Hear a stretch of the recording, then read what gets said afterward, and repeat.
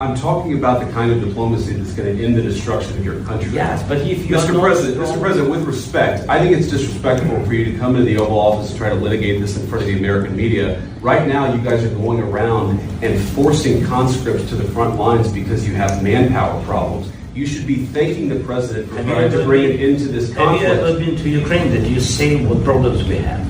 I have been to. I've actually watched and seen the stories, and I know what happens is you bring them on a propaganda tour, Mr. President.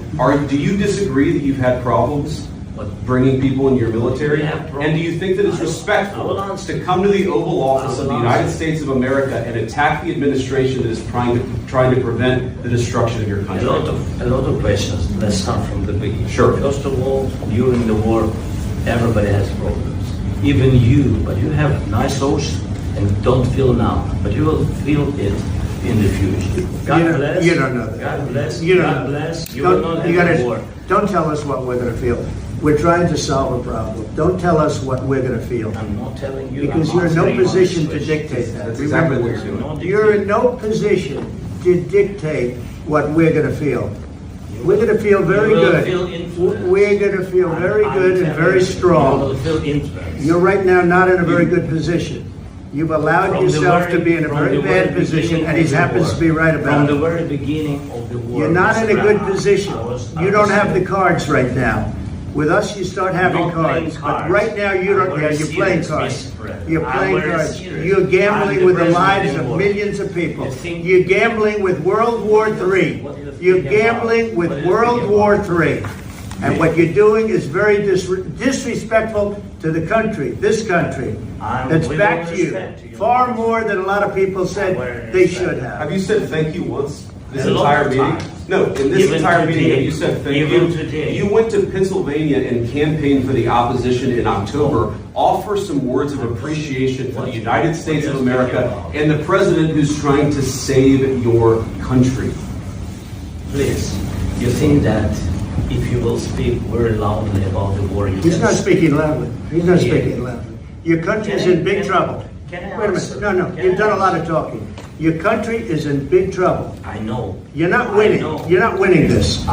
You have a damn good chance of coming out okay because of us. Mr. President, we are staying in our country, staying strong from the very beginning of the war. We've been alone. And we are thankful. I said thanks. You haven't been alone. You haven't been alone. We gave you, through this stupid president, $350 billion.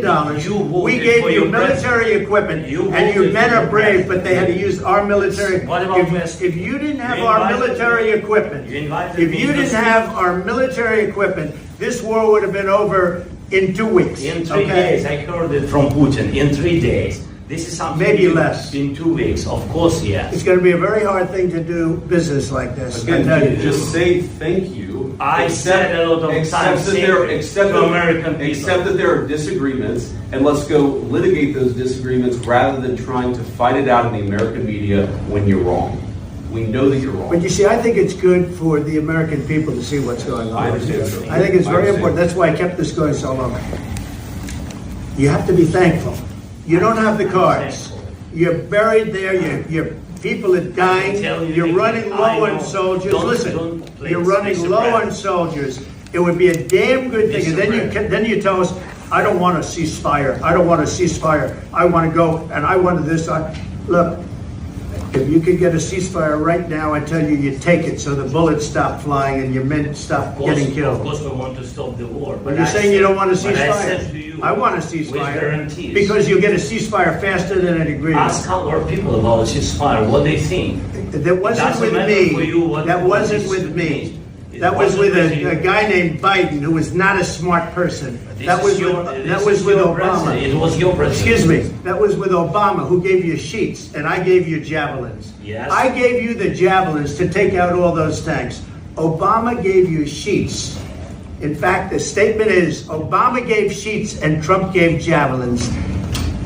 You got to be more thankful, because let me tell you, you don't have the cards. With us, you have the cards.